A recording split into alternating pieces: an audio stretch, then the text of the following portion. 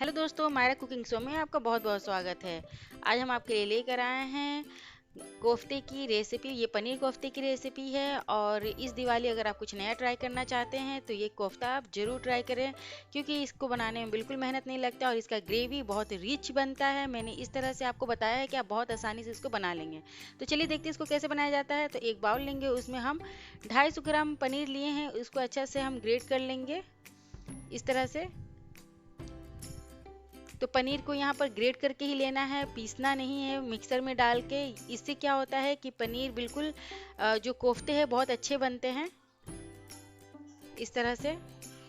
तो पनीर को हमने ग्रेट कर लिया है। अब एक बॉयल आलू लेंगे और उसको भी हम इस तरह से इसमें ग्रेट कर लेंगे। तो आलू जो है थोड़ा सा मेरा बड़ा है, तो मैं यहाँ पर आधा आलू ही यूज़ कर रही हूँ, क्योंकि आलू का टेस्ट बहुत ज़्यादा आ जाएगा और मुझे पनीर का टेस्ट इसमें डालना है। आलू हम बाइंडिंग के लिए डालते हैं, तो मैंने सिर्फ आधा आलू ही डाला है। अब इसमें हम डालेंगे दालचीनी का टुकड़ा है, उसको हमने इस तरह से, उसको भी हमको पाउडर जैसा ले लेना है। तो इस तरह से आप ग्रेट कर लीजिएगा, तो उसमें बहुत अच्छा फ्लेवर आता है। बिल्कुल थोड़ा सा मैंने किया है।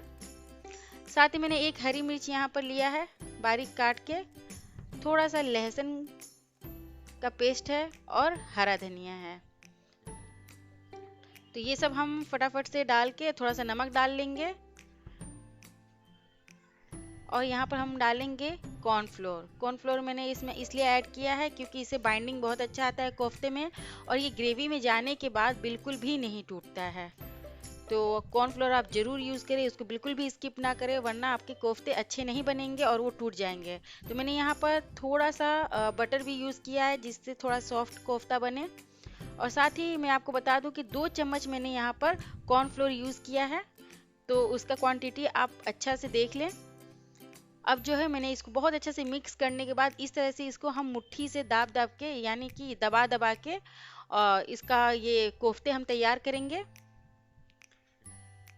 बस इस तरह से करने से क्या होता है कि कोफ्ते जो हैं बिल्कुल टिके रहते हैं ग्रेवी में जाने के बाद।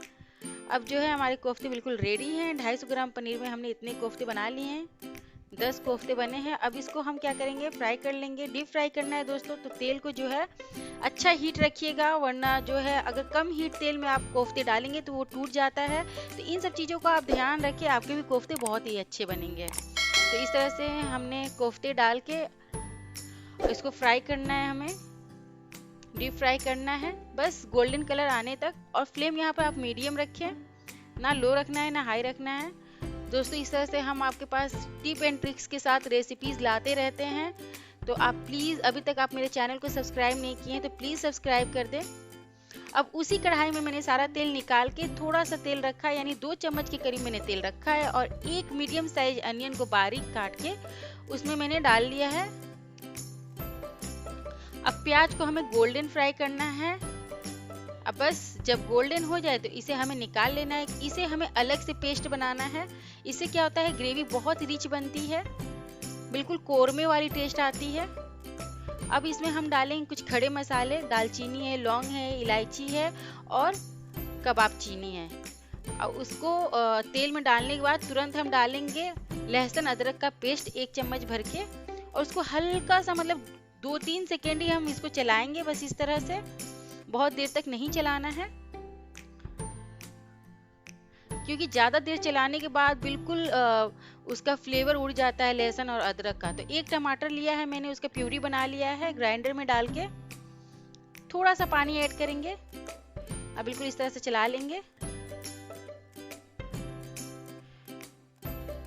तो बीच बीच में आप इस तरह से चलाते रहें। इसका ग्रेवी बहुत इंपॉर्टेंट होता है दोस्तों, कि उसमें फ्लेवर बहुत अच्छा है ग्रेवी में मसालों का। आधा चम्मच मैंने इसमें डाला है हल्दी पाउडर, 1 टीस्पून मैंने डाला है इसमें ब्लैक पेपर, 2 टीस्पून जीरा पाउडर, 1 टीस्पून लाल मिर्च पाउडर, 1 टीस्पून धनिया पाउडर। अब इसको अच्छे से हम चला लेंगे इस तरह से। इसको बीच बीच में हम चलाते रहेंगे। तो इसमें पानी ऐड करने की अब ज़रूरत नहीं है, मसाले को हमें अच्छे से भूनना है। मसाले जब भून जाएंगे तो इसमें हम दही ऐड करेंगे। तो दही यहाँ हम 4 चम्मच भर के डाल लेंगे। इसमें दही बहुत ही इम्पोर्टेंट होता है। जब कभी हम ग्रेवी बहुत ही अच्छा रिच बनाना चाहते हैं तो दही बहुत इम्पोर्टेंट होता है डालना। साथ ही इसमें मैं 2 हरी मिर्च का पेस्ट डाल रही हूँ। अब इसको हम इस तरह से चला लेंगे। अब बस इसको हम ढक के करीब 10 मिनट तक हम पकाएंगे। और जब आप दही डालें दोस्तों तो फ्लेम को बिल्कुल लो रखें, वरना दही जो है फट जाता है। अब देखिए यहाँ पर मसाले जो है लगभग हमारे भुन गए हैं।